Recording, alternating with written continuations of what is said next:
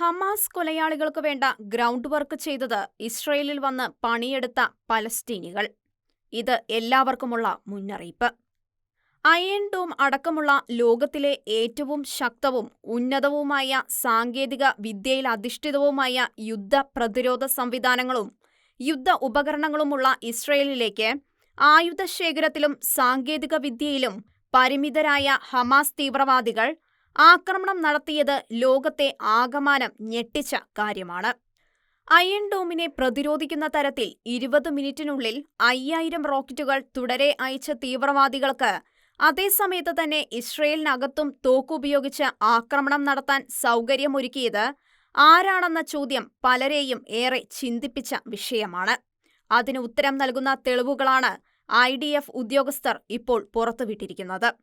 ഇസ്രയേലിന്റെ അതിർത്തിക്കടുത്ത് ഹമാസ് നടത്തിയ ആക്രമണങ്ങളുടെ ഭീകരത പുറത്തുവരാൻ തുടങ്ങിയപ്പോൾ തന്നെ ഇസ്രയേലിലെ കിബൂട്സിൽ കുട്ടികളെ കശാപ്പു ചെയ്ത നിലയിൽ കണ്ടെത്തിയെന്നാണ് ഇസ്രയേലിലെ കിബൂട്സിലുണ്ടായ ആക്രമണങ്ങളെക്കുറിച്ച് ഇസ്രയേലിലെ ഒരു ആർമി കേണൽ ഇപ്പോൾ പറയുന്നത്. കൃഷിയെ അടിസ്ഥാനമാക്കിയുള്ള ഇസ്രയേലിലെ സംരംഭങ്ങളാണ് കിബൂട്സിൽ ഉള്ളത്. ഗാസയ്ക്ക് സാമ്പത്തികമായി അഭിവൃദ്ധി വരുത്തുന്നതിനു വേണ്ടിയാണ് ഇസ്രയേൽ അതിർത്തി പ്രദേശമായ കിബൂട്സിൽ പല പദ്ധതികളും രൂപീകരിച്ചത്. ഇതിൽ കാർഷിക വൃത്തികളും വ്യാവസായിക പ്ലാന്റുകളും ഹൈടെക് സംരംഭങ്ങളും ഉണ്ട്. അവയിൽ പാലസ്തീനായിൽ നിന്നും ഗാസയിൽ നിന്നും ബസ്സിൽ വന്ന് ജോലി ചെയ്ത് മടങ്ങുന്ന ധാരാളം ജനങ്ങളുണ്ട്.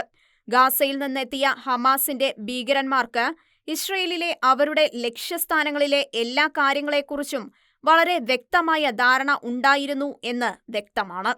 ആ വിവരങ്ങൾ അവർക്ക് കിട്ടിയത് ഇസ്രയേലിലെ കിബൂട്സിൽ വന്ന് ദിവസവേതനത്തിൽ ജോലി ചെയ്ത് മടങ്ങുന്ന ഗാസ നിവാസികളിൽ നിന്ന് തന്നെയാണ് എന്നാണ് ഇപ്പോൾ പുറത്തുവരുന്ന വിവരം. ഗാസയിൽ നിന്നും ഇസ്രയേലിൽ പണിയെടുത്ത് ഏരിയകളുടെ മുക്കും മൂലയും വരെ അവർ പറഞ്ഞുകൊടുത്തു എന്ന് സാരം. ഹമാസ് തീവ്രവാദികളോ അല്ലെങ്കിൽ അങ്ങേയറ്റം തീവ്രമായി അവരെ പിന്തുണയ്ക്കുന്നവരോ ഇസ്രയേലിലെ കിബൂട്സിനുള്ളിൽ തൊഴിലാളികളുടെ രൂപത്തിൽ ഉണ്ടായിരുന്നുവെന്ന കാര്യം ഇപ്പോഴാണ് ഇസ്രയേൽ തിരിച്ചറിയുന്നത്. ആ കാര്യം ഇസ്രയേൽ പട്ടാളം ഇതിനോടകം തന്നെ സ്ഥിരീകരിച്ചിട്ടുണ്ട്. ഈ സംഭവം ലോകത്തിന് തരുന്നത് കൃത്യമായ ഒരു മുന്നറിയിപ്പാണ്. ലോകത്തെവിടെയാണെങ്കിലും ദയനീയാവസ്ഥ കാട്ടി അഭയത്തിനും ജോലിക്കുമായി വരുന്ന ആളുകളെക്കുറിച്ച് ജാഗ്രതയോടെ കരുതിയിരിക്കുക തന്നെ വേണം. കാരണം അവരിൽ പരമാർത്ഥതയോടെ ഉപജീവനം മാത്രം ആഗ്രഹിച്ചു വരുന്നവരുടെ നിഴൽ പറ്റി ഇത്തരം മത തീവ്രവാദികളും ഉണ്ടാകാം. എത്ര കാലം പണിയെടുത്തിട്ടായാലും എത്ര ക്ലേശിച്ചിട്ടായാലും നമ്മുടെ വിശ്വാസം നേടിയെടുത്ത് അഖണ്ഡമെന്ന് നാം വിശ്വസിക്കുന്ന പലതിന്റെയും സുരക്ഷാ മതിലുകളുടെ ഓടാമ്പലുകൾ അവർ ഉള്ളിൽ നിന്ന് തീവ്രവാദികൾക്കായി തുറന്നുകൊടുത്ത് അഭയവും അന്നവും കൊടുത്തവർക്കിട്ട് തുരങ്കം വെച്ച് അവരുടെ തനി സ്വഭാവം കാണിക്കും.